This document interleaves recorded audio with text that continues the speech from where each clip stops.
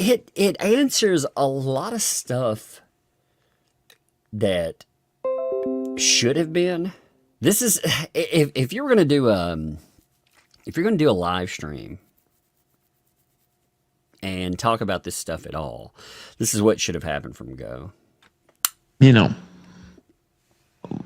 what the hell were you thinking, basically, with all this? That's the spice, man, and it's not there. It's empty. See, this kind of stuff would have been your best. I realize that opening salvo. You know, we were talking to the internet itself about what's going on. But man, I mean, like an interview like this, and again, people are asking, "Hey, the other guy, is he trashed?" Well, he says he's not. So I mean, you know, you take it how you want. He's he's saying he's not trash, but I think opening with the kid stuff, even with him, I'm going to say having his difficulties there. Let's just go with that. Trash, not trashed again. You decide on that.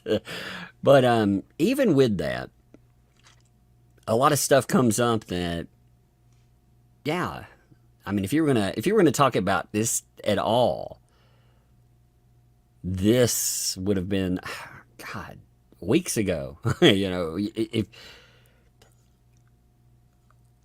we know that a lawyer will tell you not to talk about anything at all, but that has not been the advice that was taken. So if you were going to talk about things, this should have been the way to go. That's what I mean with it. Let's continue. When I actually can show people documentation, I will. It jumped. Now for that, that is how the broadcast, I went back and checked too. This is how the broadcast shows right now too. So again, I think Ethan, if I'm not mistaken, Ethan Ralph is in Mexico.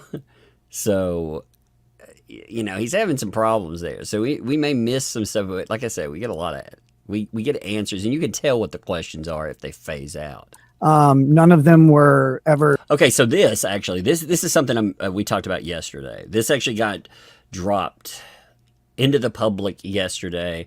There was a document that mentioned multiple CPS involvements. Now, for me, you know, a couple of people asked whether or not CPS if there's a report, does that pop up on a court record? And I didn't know the answer to that. Why? Because typically you don't see the CPS involvements on court documentation. The only way that the person that got those actually got them is they went to the police station and they got copies themselves. They weren't available when people went online, they look up cases. So you never see the CPS involvement, period. So this is actually, you know, yesterday I said if they did have their interview, I didn't know if it was going to happen or not, but if they did have their interview, this would be something that you would want to, I would think, discuss for sure.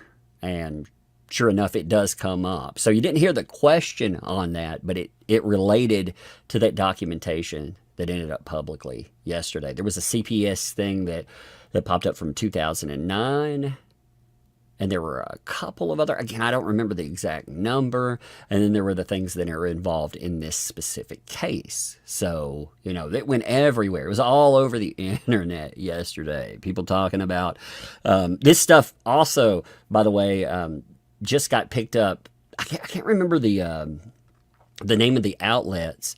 But on Twitter, you know, I have quote unquote news organizations, you know, places that basically they find headlines, usually on the day, and they kick them out from some other place. They condense them into just 180 characters or less. Well, for some reason, they went out and they brought up the kid thing, which is not a new item. They didn't bring up the CPS stuff from that last document, but it's starting this into a trending cycle again.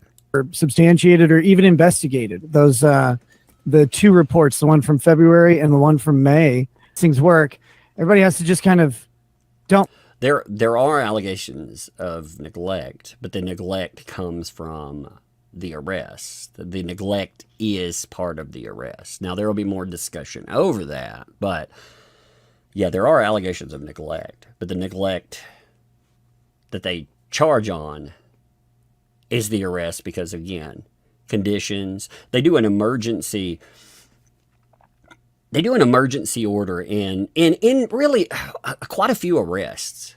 You know, there are quite a few different things where they'll come in, they'll hold the kids. Now, that doesn't necessarily mean that they're going to remove them into state's custody, meaning they take them into foster care.